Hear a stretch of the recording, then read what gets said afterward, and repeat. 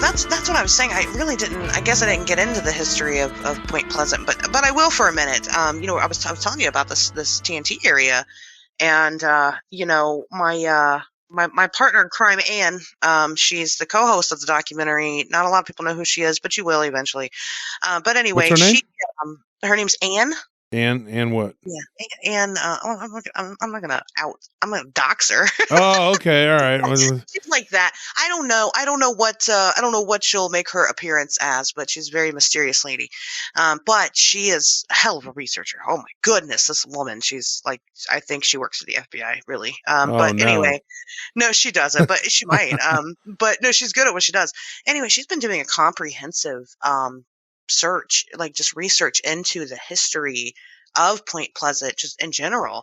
And, one thing that we found out was that with the TNT area, the government bought that property originally, belonged to people. And they came in and they bought it out again to put a power plant to make munitions for World War II. That's what we were doing at the time.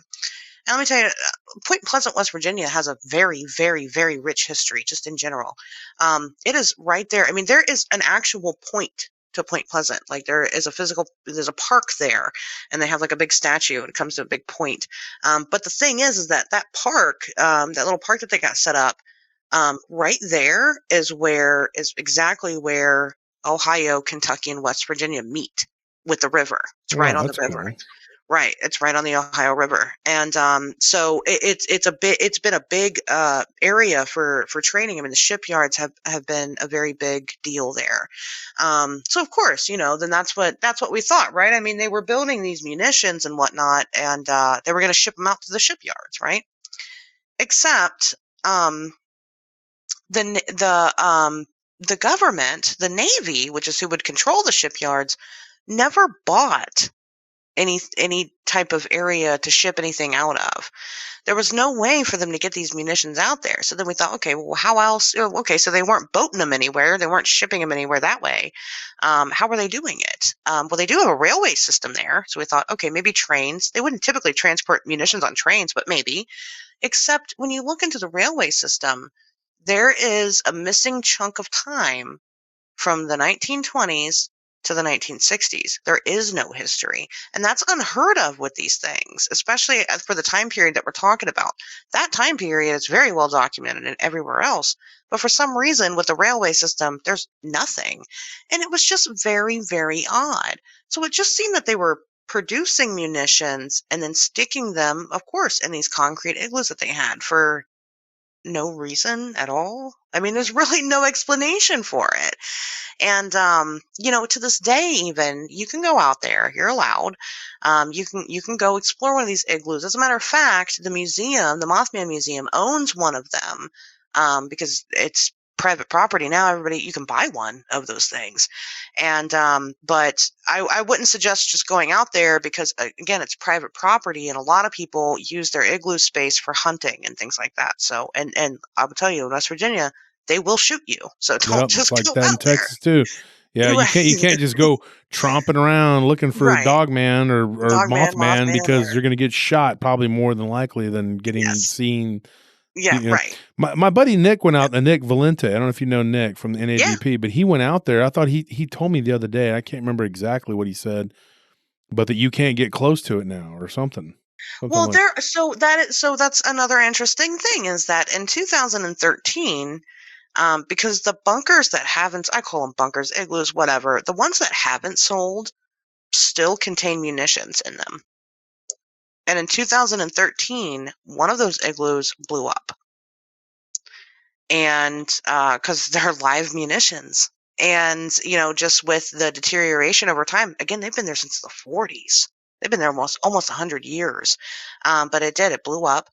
And they closed that whole area off. You couldn't get out there. So, and speaking with the guys over at the Mothman Museum, they actually clued me in on a little secret is that it blew up. And then about a year later, it blew up again. But nobody knew about it this time. They just knew that it blew up because Jeff Wamsley, who owns the Mothman Museum, couldn't run tours there. He was doing busing tours with the museum. He wasn't allowed. but it wasn't being reported on. And they just told Jeff that they had another thing blow up. But why wouldn't you report that in the news? Instead, they just had it all blocked off, which is weird. Just very strange. And so this whole area is just surrounded in this air. And I'll tell you, when you go out there, I've gone out there once, and I've been out there. Like I said, I go out all the time. I've been out in every season. I've been to this area. And we've had our own encounters out there. Nothing, I've never seen a Mothman, but we've definitely had some very strange things occur. Like what? So how Anne kind of started working on the documentary was that I took her down there, because I don't want to go by myself. And so for a while, I was just kind of whoever would go, to go investigate and work on the documentary, I would let them drive me, the luxury that they get. But, then they get a free tour. They get to be, my camera person and all this and that. They get a free tour of the area, tour everybody around, do the fun stuff. And then you get to go to the, TNT area. So Anne and I go out there. And what was really strange was that, so before we went out to the TNT area, we were stopped at the Mothman statue. We were getting ready to take a picture. And, it was after we had visited the museum, and I just kind of asked her, well, what do you think? What do you think about this? And she was like, oh, it's all just a gimmick. It's all just for the town to sell tours because, look at it. That's all they got. It's nothing. So I noticed at that point in time, right in front of the Mothman Museum is a big clock, and just a big town clock right there. And I heard church bells going off. So I looked at the clock naturally, and it was 3:42. And I thought that was strange that the clocks were going off at the 42-minute mark rather than the hour mark, right? That's the church bells go off, at the hour mark. It was weird. But it was set, but they were set to go off. So I checked my phone, and my phone was also 3:42. So I was like, all right, that's interesting. No big deal. But then we went out to the TNT area, and we're going out there, and while you're walking up, there's water everywhere, and the water is covered, just a complete film of algae. And in some areas, it's even red algae, which isn't a good sign. I can tell you that. It means that everything's really contaminated. And that's another thing I'll say. If you go out there, don't go out there when it's flooded with rain, and don't go touch the water, because you will get immediately, yes, or something. It's just it's not a good idea. It's all the munitions and stuff, the TNT, the DNT, it's been leaking in that area since the 40s. Don't do it. Anyway, so we go out there, and we're kind of hanging out for a minute, and we're just kind of watching the water because there's all these bullfrogs there, which was really fun. They're silly little guys. I like them. They're cute. But you can hear them, and they're going crazy. They're so loud. There's probably hundreds just in this little strip that we're on at that moment. And but we're watching them. They're jumping out of the water. Now the water doesn't move. Okay, so the bullfrogs will jump out of the water, and unless you're looking at that bullfrog at that point in time when it jumps, you're not going to see it based on the ripples, because there are no ripples. And while we're standing there, there's a deer off in the distance. And, Anne's like, oh my God, look at the deer. I'm like, oh my God, look at the deer. So then she's like, hold on, I'm going to get my phone. She goes to pull her phone out, and I look down at her, pulling her phone out, and then we both look up. The deer's completely gone. Didn't hear it move. It's a deer, though. That's how deers are. Except one thing that we noticed was that looking at that area again, and now we've confirmed it, it's all water. That deer was walking on water. That deer walked off of the water without any noise or anything. So that was weird, but it's connected. Hold on. So then we try to go into one of the igloos, and both of us just got hit with this overwhelmingly doom sensation. It was unbearable. We couldn't stay. Just immediately we walked into the igloo, and we had to leave. And we did. And it was weird because that doesn't typically happen when I go down there. So, we left, but we both felt it. We just had to go, and we did. So we had gone back to the Mothman statue, and, we didn't take our picture earlier in the day because there was a big line to take a picture, and it was hot. So we decided to come back when it was cooled down. So we did. We took our pictures, whatever. And then we're standing around. We're talking about leaving. Then the church bells go off again. I thought, I looked at my phone. It was 7:42 at that point. So I got to thinking, and I won't get too big into numerology at the moment, but it's been an idea that I've been playing with. I've been playing with angel numbers and stuff like that. So I looked up the 42 angel number, and what it was a sign to keep going. You're on the right track. You're onto something. You just needed to continue to pursue it. But also, we started talking about that deer again. And at the time, we didn't know we didn't know enough about the area that we had known that day. But we were talking about whether or not it was walking on the water or what. And I looked it up, and I looked up the symbolism of deers, just in Native American lore, and the spiritual symbolism for them is the same message: keep going, don't stop. You're on the right track. Keep going. And since then we kind of left. It really rocked Anne. She's tough. She's real tough. So she'll never really admit it, but she just went all out in researching the depths of the water there. She graphed out the entire area on a map just to make sure that this deer was actually walking on water, just to confirm that we saw a ghost deer. Whatever it was, a ghost, a spirit, something. It wasn't an actual physical deer. It couldn't have been. It couldn't have been. It wasn't possible where it was standing. And, so that then kind of, kicked her off and into the Mothman thing. And what's been interesting is that every time that I take a new person down there that's maybe going to work on the crew, maybe not, is that something strange always happens to them. And it's just kind of like, it's kind of like a virus. Like this whole kind of Mothman phenomenon is kind of just like it infects people, it infects the people around you, and then they start having their own. And I don't know if it's because maybe I talk about it to them and it opens their mind up to seeing these things differently. But everybody seems to have some type of significant change going forward, and it starts off with something small, or sometimes it starts off with seeing a ghost deer, and then it just continues. It makes sense. But it's not the only time we've ever had anything weird happen. Another time we went down there, and we heard this weird electrical noise, and there's nothing out there. It's in the middle of nowhere. There's no electrical poles, or there's nothing like that out there. And it was just this electrical noise happening. And we caught it. I've got it on camera. It'll be in the documentary. But just out of nowhere. I mean, again, have we ever seen a Mothman? No, absolutely not. But, things are weird. And then there's other things that I can't really translate. I mean, you tell me why every time I go down there, I have to pluck out a piece of my hair and leave it. I don't know why. I have no idea why. I just have to do it every time.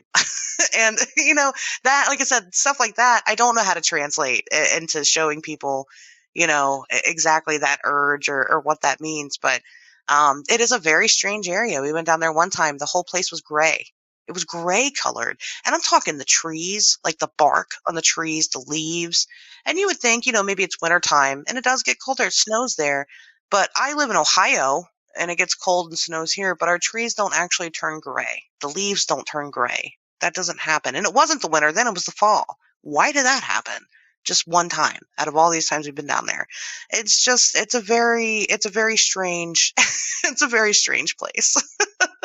Yeah. It's not, when you say it was gray, like explain that. Like, what do you mean? Exactly what I mean. Everything down there. It was almost like, it was like there was a big forest fire and there was soot everywhere, except it wasn't, because we were picking these things up. We were picking up leaves and sticks and stuff off the ground and touching them, and there was no residue coming off. It was like we stepped out of our regular colored world, stepped into, a TV from the 50s. Everything was gray. The sky wasn't. It was a very sunny day outside, and we would see wildlife out there, birds and butterflies and things like that, that had color, but everything else was gray. Like I said, the trees, the leaves, and the grass were all gray. It was so strange. It was weird. It was weird. And it hasn't been gray like that ever since. So we thought, maybe it was, because initially we're like, why is this, obviously we questioned, why is this area gray? And we thought maybe it's because, hey, one of the bunkers blew up. Maybe we're close to it. We've mapped out the area. We've been trying to find these bunkers forever. And that's another thing, is that we found them. We have found the bunkers that blew up. Actually, right across from the one bunker that exploded, there's another structure there, which allegedly, like the power plant and stuff, where the Scarberry sighting originally took place, where it started, the power plant's gone. They took it down because allegedly kids were hurting themselves out there and whatever, which, could be. Kids did hang out there a lot. But they replaced it with the fairgrounds. And so you can't get into the fairgrounds. Typically it's locked and stuff like that. And so, but we've been mapping out this area. We've mapped out all these structures and all these buildings and what they were and what they're supposed to be. But across from the bunker that blew up is a building that is unaccounted for. There's no origin on it, again, which is weird because this is all government property.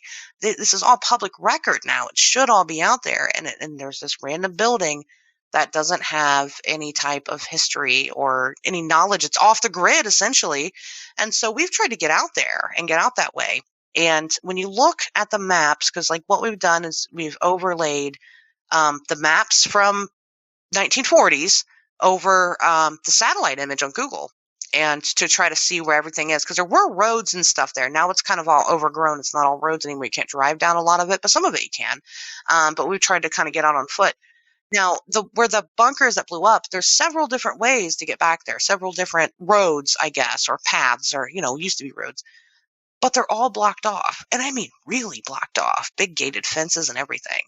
So we've been trying to come up with ways to get out there, and we have one. And I don't want to say what it is just in case there's interference, but we have a way to go see what this is.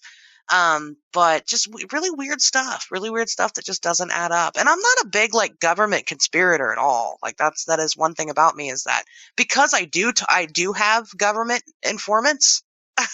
There's a lot of stuff that they tell me that, then the general masses are like, oh, there's this conspiracy and this conspiracy. And then I'll go and talk to them about it. And they're just like, no, absolutely not. But there is this thing.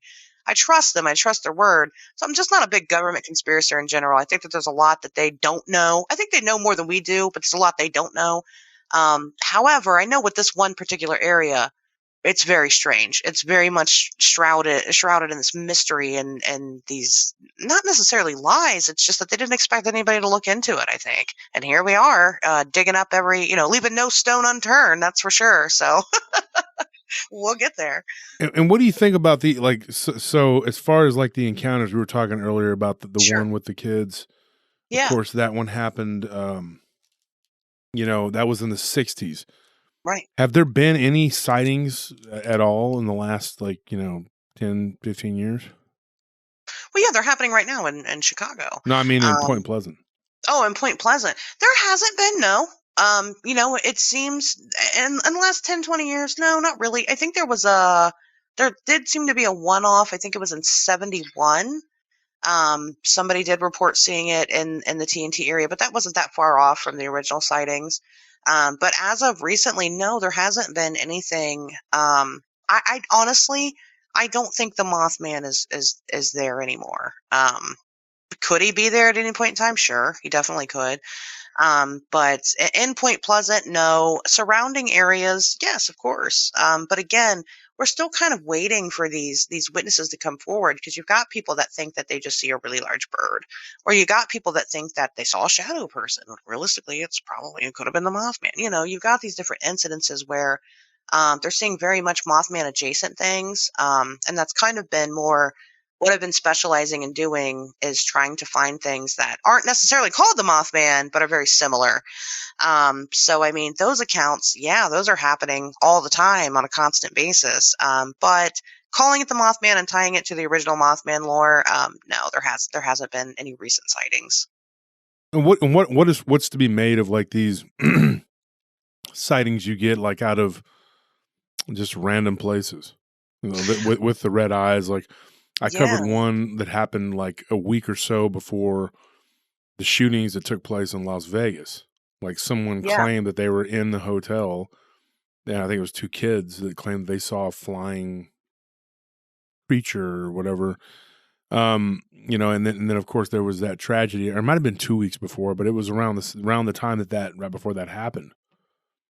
And I mean, what's to be made of that? And then the things that are going on in Chicago, why is Mothman there now, is what I'm saying. That is I think that it is obvious that this thing can be anywhere at any given time. But again, we know that it seems to kind of hang around certain areas and then kind of takes off and comes back.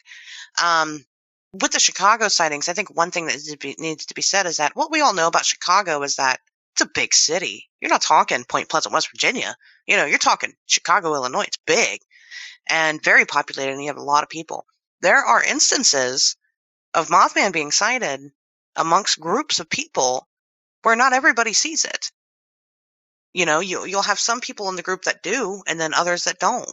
You got these people with corroborating stories, but then they don't see it. One sighting that happened was this thing took off from one of the, gosh, what building was it? Just one of the really high buildings right there in the dead center middle of the city. And people saw this thing take off and fly off from this building, but not everybody saw it. And, other people had none the wiser that this had ever occurred, but it was very populated that day. It was in the middle of the day. Everybody should have seen it. They did not. Again, I think that it's attracted to these areas, just particularly of high strangeness. Like I talked about, Chicago's got Triangle Park. It seems to ramp up in energy, and it's just kind of like, it's kind of like that game of Snake, you eat the pellet and your snake gets larger. I think it's like that in these areas, is that you've got one instance of high energy happening. It attracts something else, which then attracts something else, and then attracts something else. It just continues to kind of grow. But I do think that whatever this thing is, it's sentient. And it can pop up wherever it wants to. It can be wherever it wants to at any given time. Yeah, but I think it tends to hang out. I'm sorry. Oh, we get a lot of stories of people seeing things, and one person will say they saw this, and the other person will say they saw something different. And that actually happened when I saw that or dog they won't even see it. Oh, yeah. Or they won't see it at all, right? And so it's like, and I don't know if that's a matter of just some of us can see these things and some can't. I don't know if we're chosen. I don't know if they pick us out. I don't know. I've played with the idea that it could be trauma-based. Your brain sees something that doesn't logically make any sense. It will rewrite it and make it something normal, or just make it disappear completely. The human brain is a very, very interesting, whatever you want to call it. It's definitely very complex, and that can happen. And your brain just blanks out and just ignores that ever happened. We still don't understand the full mechanisms of it. I mean, right. What you were going to say, Nellie? I just was going to ask Ashley what she thinks. Like, I don't know, because I haven't heard any stories about it, but there's the people that are on the spectrum. I wonder if they see things a lot more than we do, or if they don't see anything at all. But I know of some of my friends have small children, and they see things, and they talk about, spirits in the house, and then come to find out somebody was murdered in that house, and they know details, right. And it's like something has to be communicating with them. Well, there was a guy that worked for us who was also the guy that I saw the dogman was. Basically, was his brother-in-law, and they have 2 autistic girls. And when my friend's mother died, the one that I saw the dogman with, when she died, the oldest daughter began to see her. She would speak to her, and she was having long conversations and hearing things that were like, like stuff she was telling her, like she wouldn't know these things. Right. And I think in some ways the people that have autism or Asperger's, they have like abilities that we don't have. If that makes sense. They definitely have a different perspective. They see things differently, and I think in a lot of ways they see it more correctly. If that makes any sense. I mean, it's not polluted by all this other distractions. They're able to focus on, and that's another thing I can say too, is that, when I speak to these people, I'm not one of those people that if you want to just share your story with me and you want to leave it at that, never talk to me again, that's totally fine. That's fine. I'll take anonymous stories all the time. However, for the most part, I do try to get to know my people very well. And I have very close relationships with the people that I talk to for the most part, and we continue. I know their family. I know what they do for a living. We become great friends. But what I learn about these people, and it's not just, I love people in general. That's, mostly, why I'm so vocal and an entertainer at that, is because I love people. The community is my favorite part. However, I do it because I want to see if their story changes at all. And I'll tell you what, normally they do. Normally, they'll give you a short version of the story. And then eventually, once you kind of build up that rapport, then they'll give more details because they didn't want to sound crazy the first time around. I understand, But normally what I find out about these people is that these aren't just everyday people. These are typically, much like myself, survivors of trauma. It's people that have seen stuff, that have been through stuff, that have really experienced life in a different way than other people have. And, Josh, you and I have talked about, you know, how we're similar in our situations, you know, just throughout life. We've had it harder, right, than some other people. No, we certainly have not. No, How just dare you? I've never spoken of these things with you. silver spoon. I know it's Lord Worthington was never hard. Never had a hardship in his life.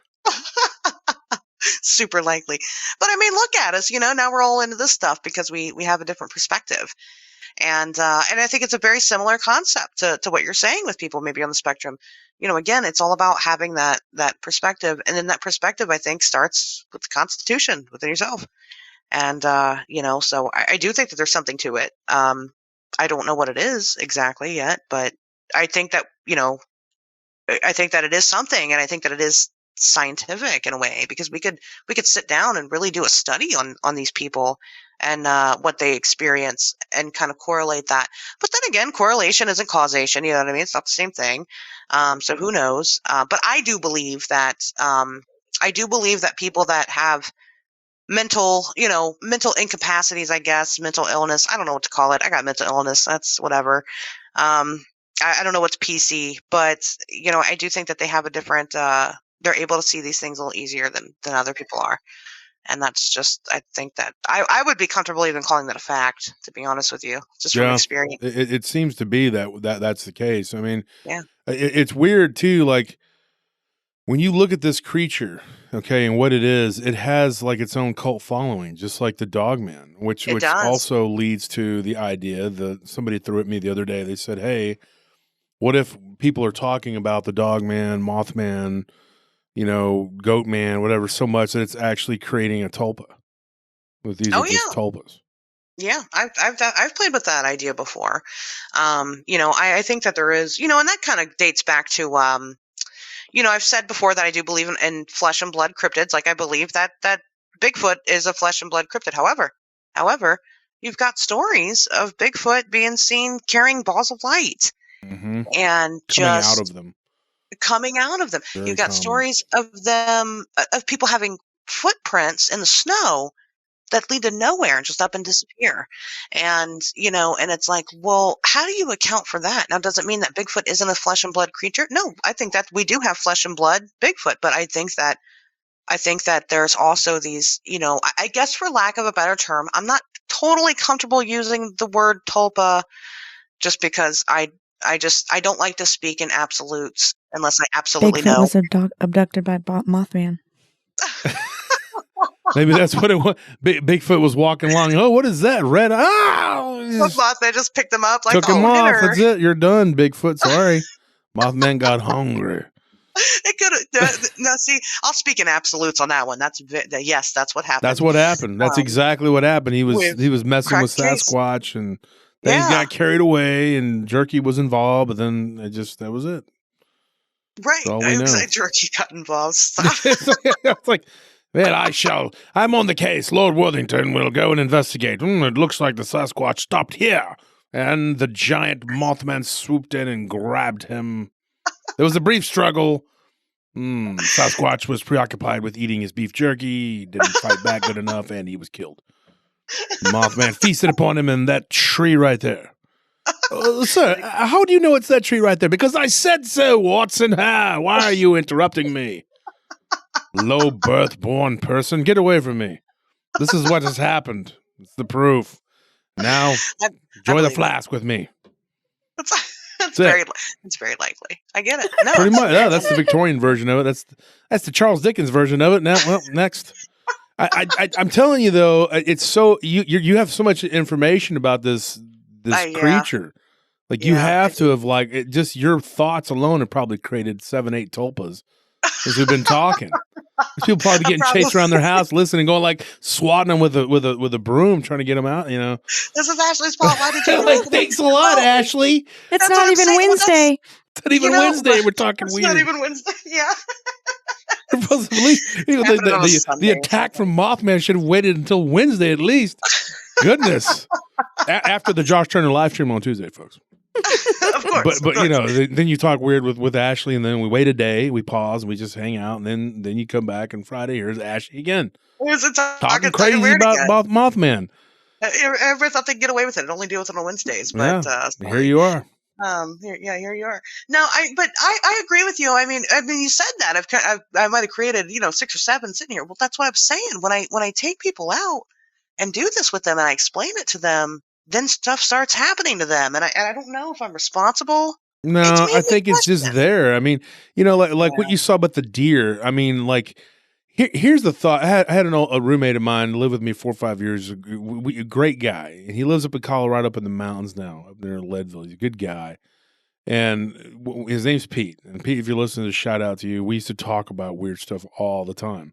And one of his theories on ghosts and ghostly phenomena, he was a firm believer that we were seeing other timelines or alternate realities. Like he believed that that's what was going on. So like that deer, you could have been seeing a deer. The lines between our reality and another reality that's part of the multiverse could have been, the lines are being blurred, and where that deer is walking, it is dry land. Right. Does that make Well, sense? I mean, that would make a lot of sense actually. mhm. That would make a lot of sense. Well, that's what, when I tell the deer story, people are like, what does that have to do with Mothman? Well, it has everything to do with it. If it's an Right. interdimensional thing, or if it's if it's something that could, like I've said about these ultra terrestrials, and of course John Keel. I mean, you were talking about him Sure. earlier. When you look at how the bending of space and time, Right. I mean, of course, you go back to the stories of our creation. There's people who argue vehemently of the Anunnaki, and that they were able to bend space and time to walk through stargates and create, and Right. and so they could go from one end of the galaxy to another by a stargate. And then and so then you're sitting here going like, wow, that's hard to wrap your mind around, quantum physics, quantum mechanics. But there, that would be a place of weirdness, like, and the Mothman would travel through and back and forth if it's a portal, vortex, stargate, whatever, because we are spiritual beings. I don't care what anybody says. We're living in a very high density place. But a lot of these entities, when you hear about abductions and things like that, you'll get cases of people where these things walk through walls. Like they defy Oh the yeah. laws of our physics, at least, Right. completely. I mean, and, Right. and then there are people who are like, well, how could a werewolf exist? It'd have to change and have all these weird and all the energy it would take and blah blah blah. Not really. I mean, because they don't live by the same laws of physics that we do. I mean, I tried to explain that, about like the 2-dimensional person. When you draw the 2-dimensional person on the piece of paper, and he doesn't perceive us, the 3 dimensions. We can see everything Right. on him, but he can't see us. Same thing with the 4th dimension. They can see us, we can't see Mhm. them.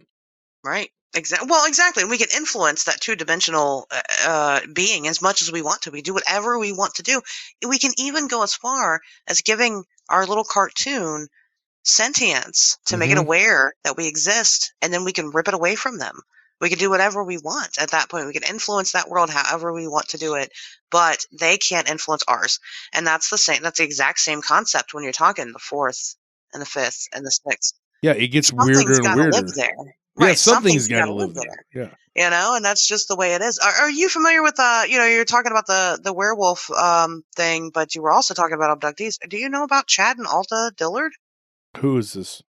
So I can name drop them because they are very out there. Actually, I just I shopped at their store earlier. I love it. I was in oh the yeah, big I was in the Dillard's. big and tall store. I was in the big and tall section earlier. I was buying some clothes. No, I'm just kidding. Who are they though? They got a cool name. Yeah, Chad and Alta. They actually they speak on behalf of a lot of their. They had an alien abduction that happened, I believe, in 1993. It was either 93 or 96. I get them confused, but I didn't plan on talking about them, but I will. What's really interesting is that she's Alta. Her and I talk a lot. She's had a very strange, interesting life, and she's just trying to make sense of it all, and which is understandable, but. Her and her husband and their friend were all abducted, like I said, in the 90s in the French Quarter. Okay. And In the the thing, French Quarter, New Orleans?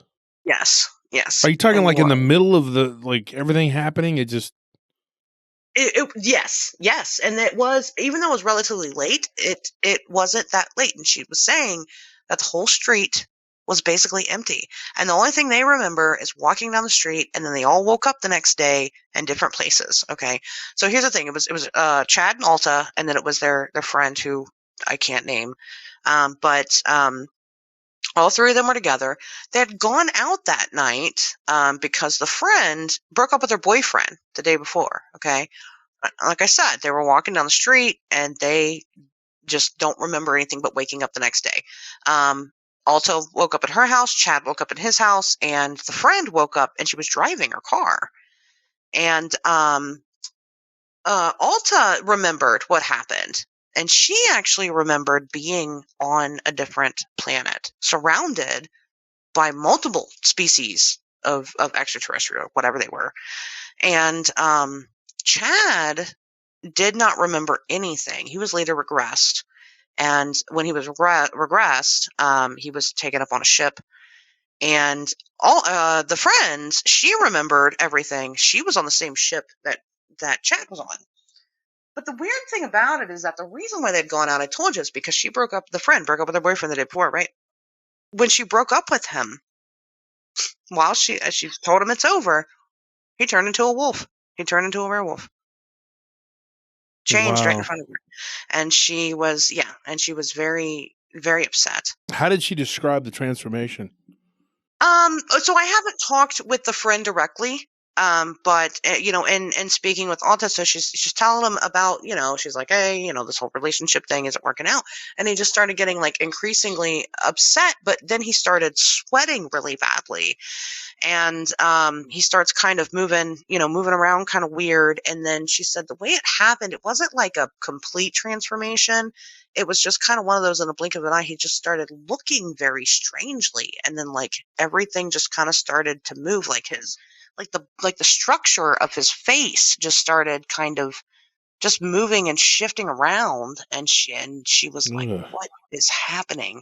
So he didn't completely change, but she says the only thing that she can really describe it as was a wolf. I'd love to talk to her, but I don't think she even speaks to Chad and Alta anymore. I don't know. She had a really hard time with it. Actually, this whole event happened, and nine months later, she had a baby.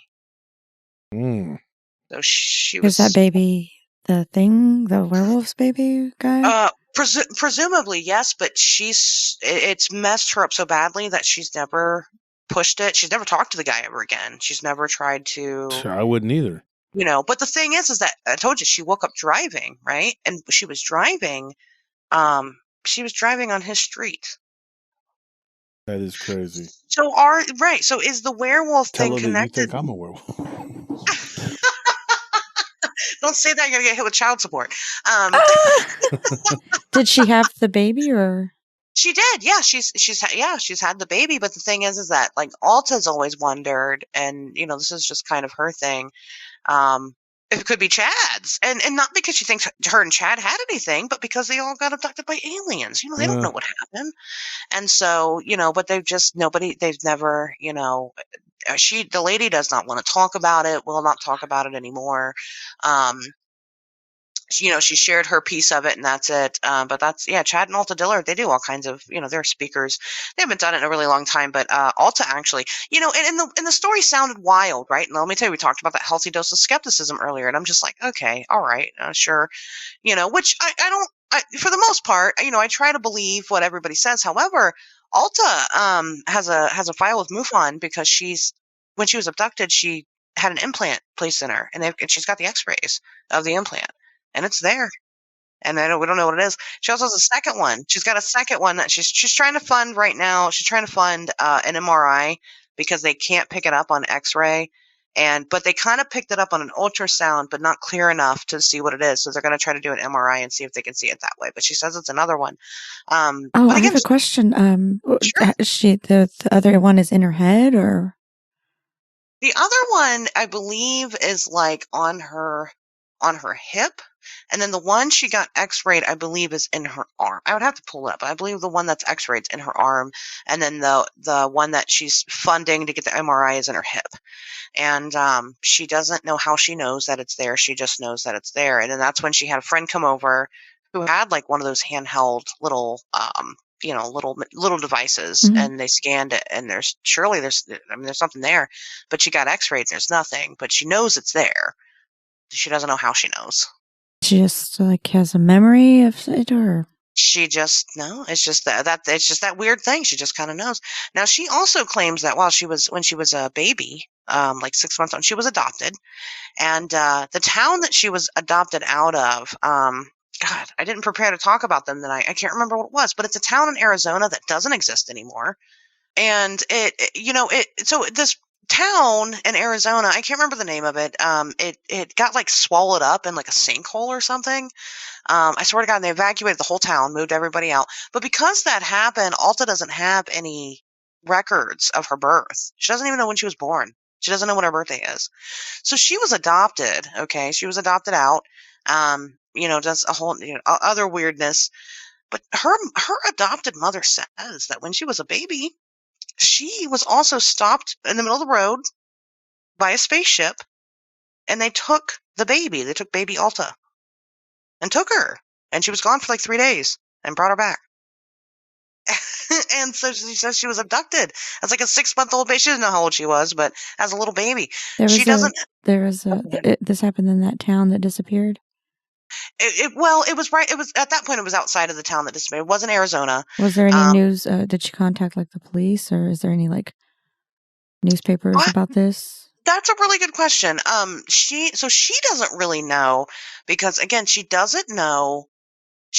Alta doesn't know what her name was Alta has no memory of her life before the age of 9, but she's got like weird records where she was in a hospital quite a bit in Colorado. And, that's definitely not in Arizona. But she knows that she was born in this town in Arizona. Now, her mother is now dead. But we've definitely been trying to find the records and stuff like that. Because they got to be somewhere. We figure they moved everybody to the next town over in Arizona, in Arizona. And I'm sure somebody listening to the show is going to know exactly the town, because it's kind of a thing, a whole evacuated town swallowed up by a sinkhole in Arizona. But, surely the records have to exist somewhere. We've been trying to kind of backtrack her history a little bit. At least we know that there's medical records out there somewhere, but Alta's now in her 60s. And I know after a certain amount of time, they don't keep that stuff. So we don't really know much about Alta's history, but we're trying to figure it out. But she's definitely had just a very long, strange life. That's crazy. What's even crazier is Nelly. That reminds me, we need to go to Alta tomorrow. Because the shampoo that I'm using now, it's shampoo and body wash because I always have to have both. But that stuff works great. It's at Alta. From Alta, yes. It does. It smells really good though. It's like nothing to do with, but the name. I just kept thinking, I need to get some of that. Alta, ALTLA. Maybe I'll send her your way. Alta, ALTA. Okay, well, I thought you were saying Alta. I was like, okay, all right. Alta, yeah. So her name's Alta, and she's in her 60s now, Alta and Dillard, that is so weird. Now, I was gonna say when you said that about how she didn't have any memories before the age of 9. That's a very weird and kind of freaky phenomenon with like with the millennials, and now with the Generation Z. There's a lot of them that don't have memories from when before they're like 6, 7 years old. It is so weird. Like it is very, very weird. Like my nephews and their little friends and stuff, they don't remember like I remember being like 2, 3, whatever. They don't have memories of that. Like that a bunch really of them. Weird. I mean, a bunch of them. Like one of my friends, she was on Facebook and she's like, my son says he don't remember anything before the age of 7. And I'm like, what? Like, and so it just came up one day and we started talking about it. And I had thought it was weird that my nephew, one of them says he remembers everything after like the 2nd grade. And then Zane said something about he remembers bits and pieces. And then everything about like the time he was 8, he remembers everything. And I'm going like, why is that even, that's weird. What is that? So then I posted it on Facebook one day, a long time ago. And a bunch of people started talking about it, how their kids they started asking their kids and their kids didn't have these memories. And I was going like, but you say she's in her 60s. That's unheard of. And so somebody that didn't remember anything until she was 9, that's crazy. Yeah. Yeah, she's definitely got a very interesting. Like I said, maybe I'll send her your way. Like I said, they'll happily come on the show. Yeah, I'd love to have them on. I mean, but yeah, I don't name drop anybody without very explicit permission because the yeah, absolutely. confidentiality is consent is so important to me. Yeah. but they would probably come on. I'll talk to her about it, but I don't want to get too much into their story because I know she shared a lot with me. I don't know exactly what she's okay with and what she's not. Everything she's I shared the one today that is had the fine. werewolf incident. No, their friend did. Their friend the did. third I'm sorry. person- The friend Yes, did. Okay. the third person with them they've got a book about it. Right, it's called something in the French Quarter. I'd have to Orbduction in the French Quarter or something like that. Wow. And it's so, people try to argue with me about the werewolf dog man, blah, blah, blah thing. And I tell them all the time, okay? And I tell them, if you read as many stories as I do every day, okay, you would not, there's just so much. I mean, and everybody's got their own Right. take on it and their own idea on it. And, it's so crazy. I mean, you can't, and then people say, well, I go by the dogman sightings that report it to me, and everybody else's I don't take any Right. stock in. And then the same thing with Mothman. They're like, well, I believe in the sightings that report it to me, and everybody else's Right. are just nonsense or whatever. And then they'll make maps and stuff too based on what they've come up with, and then everybody else is what, just not correct. I mean, I don't understand that, because there's so many stories from so many different parts of the country that you can't even the one other Mothman sighting I was going to tell you about, Ashley, this happened, and where me and Nellie were just there a couple years ago off the Pacific Coast Highway. It was in California, and of course there's tons of them out of Chicago, but that's kind of Lon's territory, and you guys, you got yours in the east. But I'll tell you this one happened on the Pacific Coast Highway. They were driving just in late at night, and it's still a pretty dangerous spot, because like it 2 lanes, isn't it, honey? So many places, it's just 2 lanes, and this thing almost made them wreck and head off into an oncoming truck. It swooped down, and it just went over the top of their vehicle, and then it kind of swooped back. Like it was trying to make them wreck. And the only thing that they could really make out of the features of this giant bird-like thing, they said, was red glowing eyes. Right. And they said that it almost they swerved into almost an oncoming truck, and then they swerved back. And thank goodness they didn't die. Yeah. Oh, yeah. And I believe it was near, I think they were getting close to, was it Pismo? Mm-hmm. Pismo, yeah. And I was just like, that's crazy, and and it was in the summertime. It happened in 2017, which was, I think we were there the following summer, wasn't it, honey? Yes. Yeah, we did. And then we actually stopped I believe in Pismo. I thought we did. We stopped for a little bit. Yeah, I mean, there have definitely been. I mean, one of the most recent sightings, not that happened recently, but something that was reported to me happened in Washington State in 2007. And somebody saw it. It was in their backyard, and they're military, and they're trained to handle weird things. And this guy, not just that, leading up to this, had a bunch of UFO sightings, and then all of a sudden there's and he knew at the time. I mean, Mothman was popular enough by then. He knew what he was looking at. And he was going to try to shoot it, but before it was gone. So we weren't going to do it. Well, it's a good thing you didn't shoot at it, because there's no telling what might have happened. Well, right, it's going to make it mad, and become the next meal or something. I don't know. I wouldn't take the chances, but but there are definitely still sightings in that area. I mean, you mentioned down there in California. I mean, gosh, and then right, I guess next door, above, whatever it is, over there in Washington State. I mean, it does, it's not, I'm not surprised by it. A lot of people do seem surprised by it, because again, people only really, it just barely scratched the surface with the Point Pleasant sightings. And I guess I can't even say the Point Pleasant sightings. I'll tell you what, it wasn't just seen. The name Mothman came from a journalist in Ohio. It didn't actually come from anybody in West Virginia. So, I mean, it was seen, throughout Ohio, throughout West Virginia, and throughout Kentucky during that time. But anyway, I mean, even people don't realize that, again, they get their information from the movie and or whatever. Yeah. Richard Gere or whatever. Richard Gere, yeah, and the Mothman Prophecies movie, or just the simplest terms. The and weird there's just phone calls. more, Who is this? It's the Mothman. Right. Well, you know who It's I the am? I'm Mothman. Richard Gere.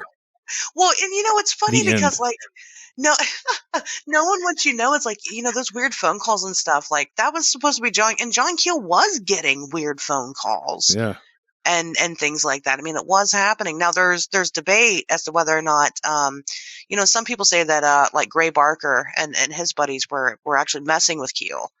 And they were kind of driving him crazy a little bit, making him think that he was being watched by the Men in Black and the government and stuff like that.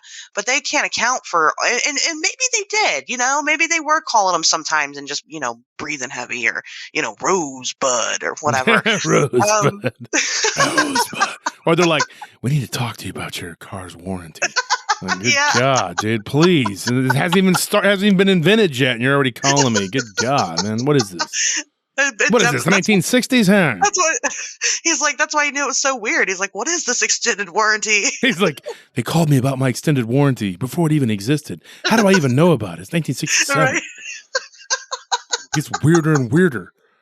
Yeah, yeah. The Mothman is creepy. Now, I'll tell you one more Mothman, and you tell me what you think of this one. Sure. This one was weird because, okay, I don't even know if I should include this one. Nellie's already laughing. Look, somebody claimed that they saw it in the mirror. In the mirror? In a mirror, yeah. They claimed that they saw, and I asked this person if they thought that, like, what was it? And I'm like, what do you think it was? And they were like, I don't know. It had red eyes.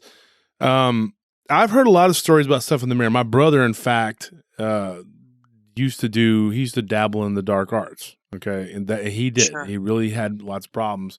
And Nellie knows, mm-hmm. It's been a long, struggle with him. He's had problems with addiction, things like that, and so he is, he's one of those people like he knows he'll always be a recovering addict. You know what I mean? He's like that. And so he saw something when he was doing one of his ceremonies. He thought it didn't work. Well, then he walks into the bathroom, turns the light on, and there's this thing standing in the bathroom. And then when he turns the light back off, it's in the mirror. He said it was pig-like, right? He said it looked like a pig. Pig, yeah. Well, a human pig. A human mixed with like a boar. Mm-hmm. And then I had a friend, and we were talking one night. It was me, him, and my brother. Okay. And this story is not real long, but I mean, he basically said, I saw something very similar to that. He said, but it was black, and it looked like it was hunched down like a bird, but it had glowing red eyes. And he said that they were pretty big, like about the size of silver dollars, Yeah. And he said it sort of leapt out at him through the mirror, and he fell backwards out of the bathroom and I know where he was at. He was at a friend of ours partying and hanging out. Okay, so use your imagination. But he fell backwards into the hallway, and he said that I opened my eyes and it was gone.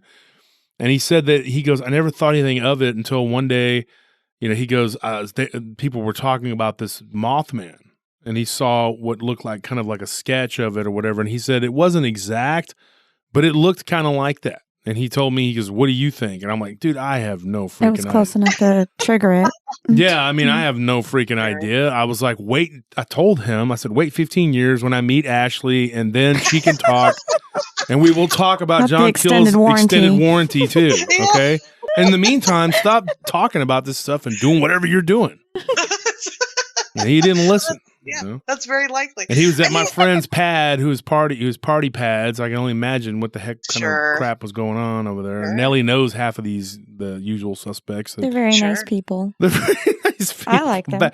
Back then, they were a different bunch, but but it was very, and of course, my friend was like, oh yeah, I don't believe that. That's bull crap. That never happened. I'm talking about Jack. And he was like looking at him. He was looking at himself in the mirror, or was he like?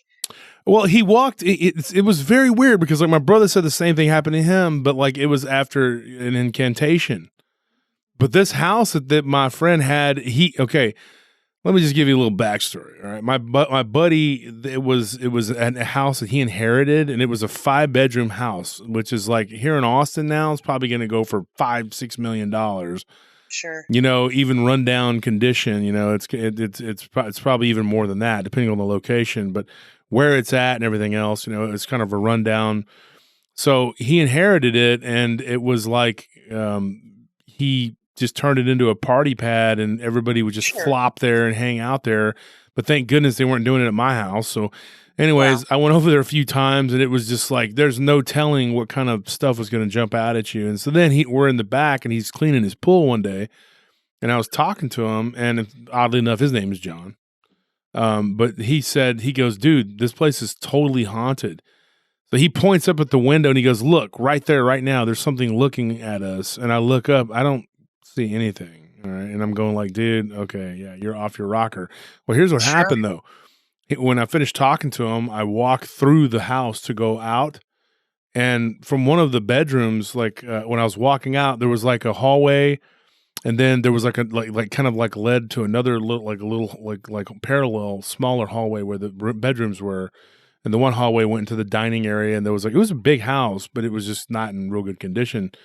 It was like it was just let go. They just left it. Sure. And I heard somebody say wolf, like that, and I turned and it sounded like a female. And I was like, oh, I thought it was for me. I thought it was his girlfriend or his sister. So I walked over to that bedroom. And I look in I didn't see it happen. So I don't count this as something weird paranormal. It just could have been a coincidence. But I see like some clothes fall off of a chair. And I look over and I'm like, oh, that's weird. So then I just walked out really quickly. And then 2 days later, a friend of ours who's, got he's had some issues. Like he's been in rehab and stuff like that. Let's be honest. Sure. But he's never told me anything weird like that. He said, dude, that house, John's house it's completely haunted. It's like y'all's house. It was back when I was, living down South Austin. He goes, it's like yours. And I was like, really? He goes, just a lot bigger. Yeah. And he said that it was like, there was an incident that happened with a girl there too, where this something was holding her down or something. And she got freaked out in one of the bedrooms, so she ran out of there screaming, which happened in our house too. I mean, there was my girlfriend at the time had something weird happen, and she came out screaming. But this incident, the very next day, was when our other friend walked into the bathroom and claims to have seen, and he said that to me and my brother. So not too long ago, I got in touch with him because me and you had been talking about doing the Mothman show for months. Sure. So then I thought, okay, I'm gonna talk to him and refresh my memory about that story. So he talked to me about it, and he told me, he said, dude, I walked into the bathroom, turned the light on, and the light went off. He turned it on and it turned off. The switch? The switch, yeah. And I asked him to be point blank honest. I said, dude, okay, you were probably imbibing. Are you sure you didn't accidentally? Right. And he goes, no, dude. And he was very adamant about it. And he goes, no. And if you're going to talk, I'm not going to talk to you. So I said, all right, calm down, And so he told me, he said, dude, I looked in the mirror and I saw this weird thing. I don't even, it was like a giant shadowy looking bird thing. He couldn't even describe it other than it was black. And he just said, I saw these two glowing red eyes, and it leapt toward me, and I fell backwards out into the hallway. And I put my hands up to block it, and there was nothing there. He goes, and then I looked to my left, and there's this couple coming out of one of the bedrooms, and they're all laughing. What's wrong? What's that, man? Yeah. And he's like, dude, get away from me. He literally pushed him out of his way and ran out of the house.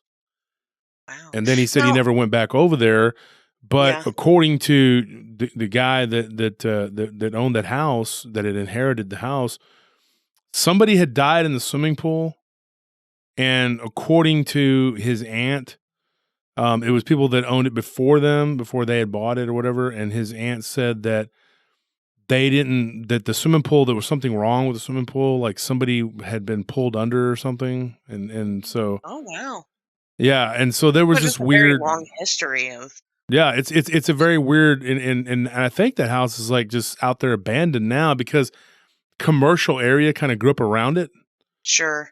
So it's just kind of there. I don't know. I haven't been by there in so long. Last time I saw it was kind of boarded up. It looked like, somebody had or maybe they had purchased the land and just kind of boarded it up because it was weird. It was around an industrial area.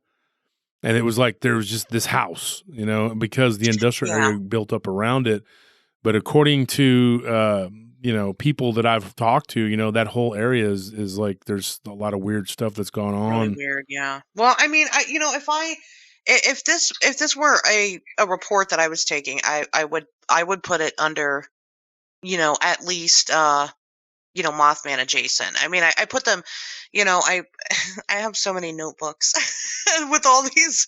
I write them all down, which I should probably upgrade and enter 2021 and use my computer more. But I use notebooks too. I use computer and notebooks. I have both. then you've got Then you've got them all. Yeah. But if I were taking that report, I wouldn't classify it just immediately as I've got my ones that I think for definite are definitely the Mothman.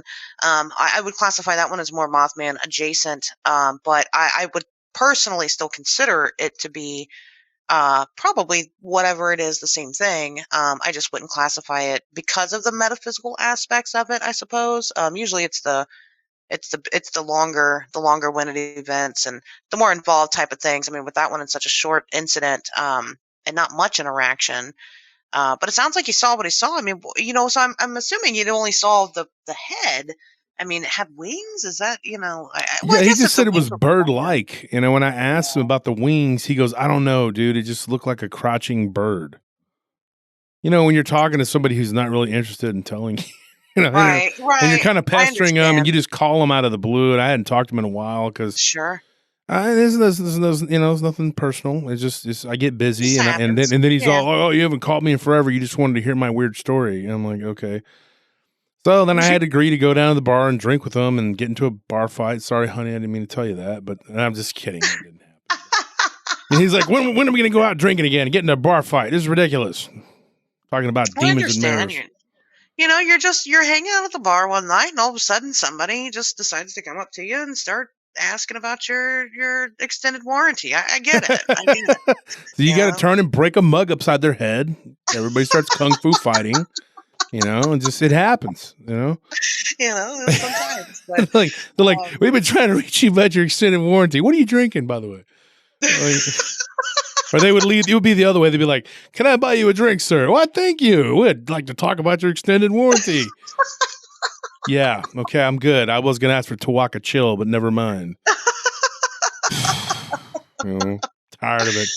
So, Ashley, so let me ask you a question. Sure. Give me, and in contrast to the metaphysical ones, give me one that is absolutely physical. Absolutely physical? Oh, none of them. None of them? No, I would say none of them are physical. No. I guess the best thing, one of the better examples I have that I know is nowhere on record, except for myself, is that I have a coworker who, when I first started making the Mothman documentary, I just asked on social media one day, has anybody seen the Mothman? And to my surprise, I had some responses. And you'll get them. Absolutely. And the coworker, she told me that she's seen it, and her mom also saw it. And they happened to see it. They kind of lived in this house, and I know it doesn't mean anything to anybody, but Beaver Creek, Ohio. And she had seen it. The coworker. She had seen it kind of along the tree line outside. They lived in an area. I mean, it's not really like in the country, but it's just right outside of the city where there's more, the houses are more spread out. And she saw it in the tree line one day and just kind of hanging out there. But the mom, she saw it twice, and she saw it walking down the street, just casually take a stroll. And, but the other time she saw it was she opened up her garage. And when she opened up the garage, she said it was sleeping upside down like a bat with the wings folded in the garage. And she just walked out. Now the garage door was open, so I mean it makes sense that it would be there. And she said it was probably about 6 foot. It was hanging upside down from her, beams in her garage, and she just kind of turned around and didn't mess with any of that and just kind of left. And it was the middle of the day. I mean, it was just the middle of the day.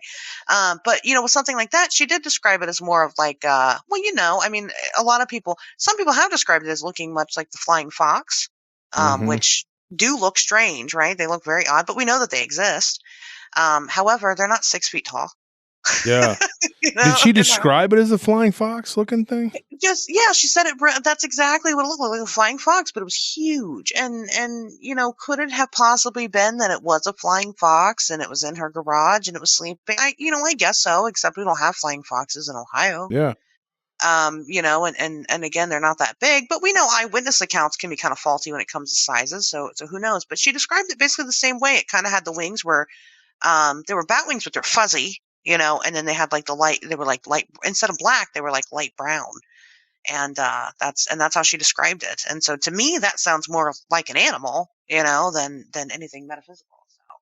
So, but as far as my personal opinion goes, no, I don't think any of them are physical. Well, when flying foxes would come on the porch, Mama would just chase them off with the broom. I took care of those Mothmans. She just went back in the house and just acted like everything was okay. I'm going to have me some sweet tea and wait for my phone call about my extended warranty. That's all she did. That's all she did. I would have been like out there with the that thing. I would have, no. At least done something. She's like, no, but she says the same thing. Some people get this really weird feeling of dread. Other people get a very extra sense of comfort. And she always kind of had that sense of comfort with it. She was never afraid of it. That's weird. I wouldn't be comfortable with something hanging down like that. And she was never. Well, you'd think, right? It sounds horrifying. You just wake up one day and you're going to leave, and there's a Mothman in your garage. But she just kind of turned around and just thought, well, it'll leave when it leaves, and that was that. So very interesting. But I'll leave it with an even freakier story. And then it'll probably be my last one. But so you think. So I think. Well, for now. But at least for tonight anyway. But anyway, she put me into contact with a gentleman who worked for the Parks and Rec Center as like a park ranger for a lot of people have heard of this place, but for Helltown, Ohio. Helltown, Ohio is actually Boston, Ohio, the original Boston, Ohio. It's an abandoned town. Lots of weird stories out of there. Now, I'm going to say this right now because I know people are going to say I've heard of it because you watched the thing on the Travel Channel. Travel Channel thing, 100% fiction, documentary, not true. However, it does have its fair share of stories. Now, going back to this gentleman, he worked for the Parks and Rec facility down there. And what they would do back in the 70s is they would have to patrol. Now, Helltown, when they evacuated everybody out of the town, they moved everybody out, it became part of the Cuyahoga Nature Reserve up there. So today you can go and you can walk. It's open to the public. You can go there. There's not much left, but it's just part of the nature reserve now.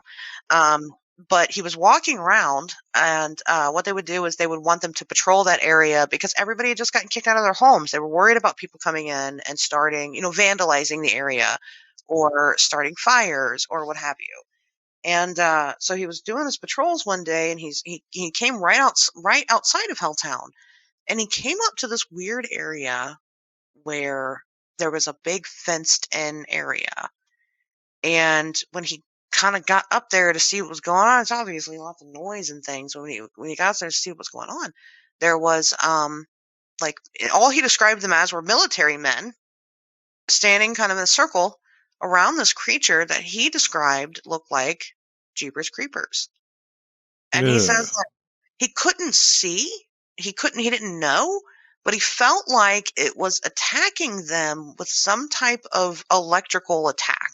And he can't really elaborate on that. It was just, again, one of those things that he just kind of knew. And he left. He got out of there. And, he kind of tells the story sometimes, but nobody's ever really stopped to take him very seriously. After that, he switched parks. He didn't want to work there anymore. He quit his job there. But yeah, she put me in contact with him. And so it's like, well, Jeepers Creepers guy, is that another example of the Mothman? I don't know. And what if the Mothman all along is just escaped flying foxes? It could be. But probably not. No. Probably not. I think that the Jeepers Creepers reference was pretty interesting because, you have this Mothman who seems to do these flaps in history, right? He kind of comes out every so many years and hangs out in certain areas, just like the Jeepers Creepers movie, so very interesting how that stuff kind of ties in together. Now, again, I think he's been around and he's going to be around and he, has been around forever. But, I don't know. The similarities were odd. It is weird. That's another one. But no, yeah, Helltown, definitely check it out. Recommend it. It's totally cool to go up there. No, it is pretty neat actually. And it does have a lot of other weird stories. Just don't listen to the Travel Channel thing. The whole, these Mothmen like swooping down at people's cars, coming out of mirrors. doing all the weird things that they do. Honestly, there probably really are, in my honest opinion, just trying to get you to extend your car's warranty. I mean, that's really all. At the end of the day, I think you're right. I mean, these people, man, they have to go through some measures to get you. Because I know I never talk to them. Yeah. I mean, so you just send a Mothman after me. I might stop and listen. They're always named Mike too. They always have Always. always. This is Mike. And they can't speak correct. And then you're like, okay, you sound like you're from another country and your name is Mike. And his name's Mike Mothman. Mothman, I need to speak about the warranty of your car. Okay, yeah, I'm good, dude. I'm good. In fact, I blew my car up just to get away from you people. It's over. That's what it's either that or it's obviously the Loch Ness Monster looking for their tree fitty. Their tree fitty. The Mothman is just like anything else. I mean, it's like you go to bed thinking everything's fine. You wake up and you're on fire. I mean, it's like Mothman. Mothman's over there like, well, see ya. Hopefully though, like nobody goes anywhere looking and gets hurt or anything like that. We don't want anybody going to Helltown or going to the TNT area and getting hurt. Okay? So just please don't do that, folks. And we don't want anything like that. And Ashley's not advocating for that, and neither am I. No, not at all. Yeah, no. Before you go, I mean, I'm all about people. I'm all about a good adventure. It's just be safe. Safety is number one priority. And be smart, when you go to these places. I mean, again, know where you're going. Helltown is on its public property. For the most part, it's safe, just general hiking. So whatever you would take, that's why I tell people, don't go out into the woods unless you're prepared to take down a bear at minimum. Because you never know what could happen. Exactly, because bears are real, and we know that they're real, and they will kill you. Yeah, so I mean, along with all kinds of other stuff, so other things that we don't necessarily all kinds of things. So I mean, just be prepared when you go to places like the TNT area in Point Pleasant. Absolutely go there and check it out. I mean, go there and support the local businesses. They need the help, but don't go strolling around on people's private property because again, they'll shoot you, and don't touch the water. And please don't do that here in Texas. Do not go on private property. I've had people asking me before about, investigating certain areas. Yeah, all this boots on the ground stuff sounds great, but you're not going to do a lot of it in Texas because you will get shot. You will. Yeah. And I'm not even joking. I've had people say, yeah, go ahead and walk around and see what happens. And told me, not that they were going to shoot me, but that if I told anybody about their property, whatever, they were just going to shoot them. And I'm like, yeah, that makes sense. Oh, we hear gunshots in the TNT area all the time. And, it's just, luckily I'm easy to spot. I got the bright red hair. They're not going to mistake me for a deer, but at the same time, those bullets got to fall somewhere. And, it's just not safe. It's not safe. Know your seasons, know what you're doing. Don't just go out into the woods. That's dumb. Don't be dumb. Absolutely. And so Ashley, we're going to end it, but we really enjoyed having you on. I enjoyed, and we're friends, folks. Me and Ashley and Nellie, we're friends. We all work together. We've researched together and done all kinds of, whatever. And it was high time that we got on here and did a podcast show and did the thing. Yeah, finally. Yeah. No, I enjoyed it. I'll come back, and I've got so much to talk about. So I mean, if absolutely, and if you ever need a co-host or anything, yeah, absolutely. I mean, I'm always whatever, and so sure. I'm down just to do whatever.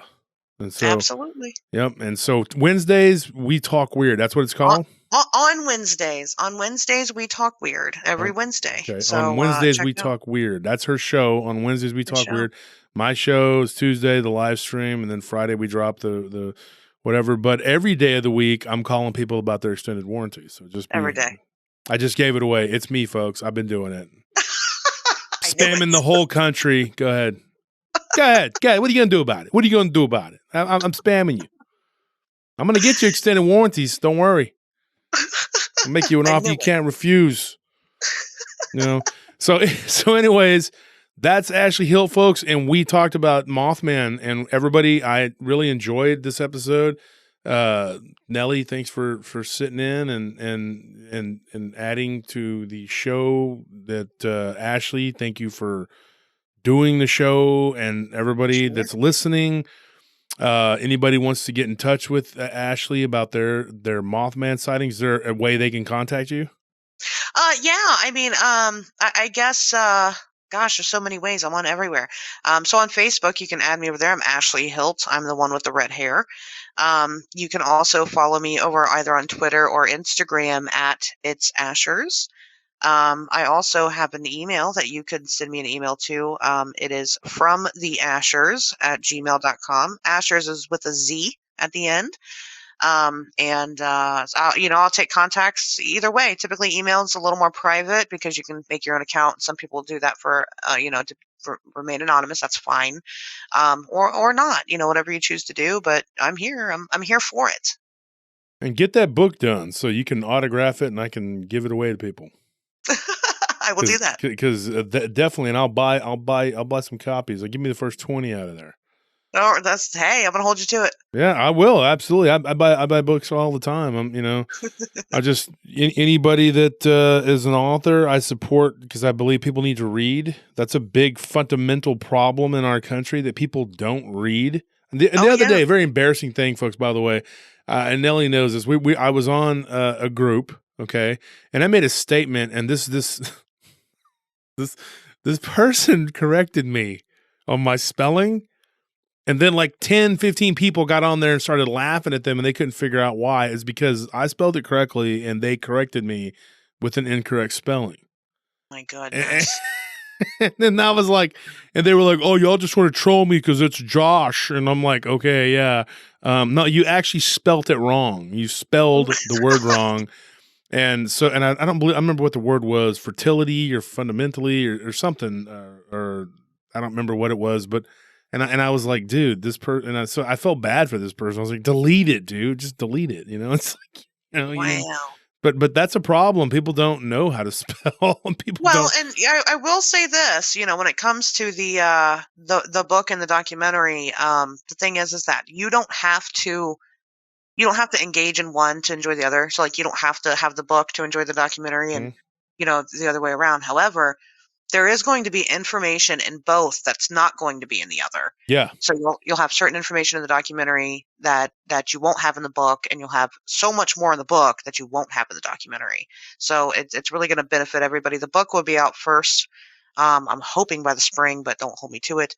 Like I said, you don't have to have both, but I highly suggest both, and that's not because I make money if you get both. That's because I just recommend it. So yeah.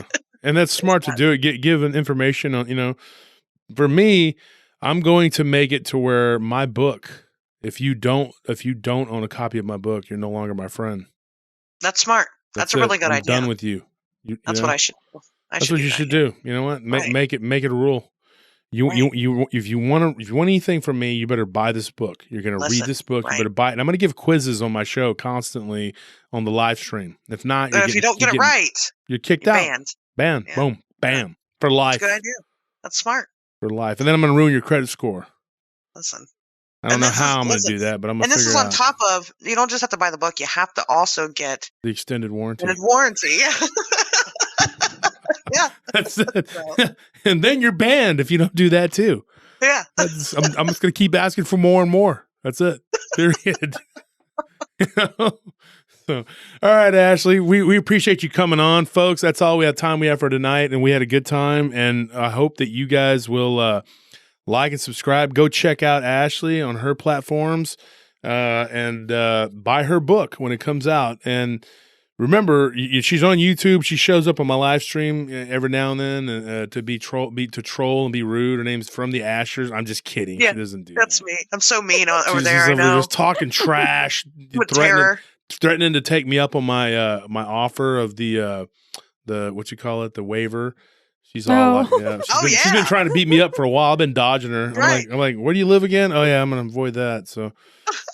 So anyways, guys, that's Ashley, and she's our friend, and so check her out. And so from everyone here at PRT, me, Anthony, Nelly, Scorpion, my brother, all of my Zane, Tony, everybody, cats, the dogs. everybody, the whole team, and from the Ashers.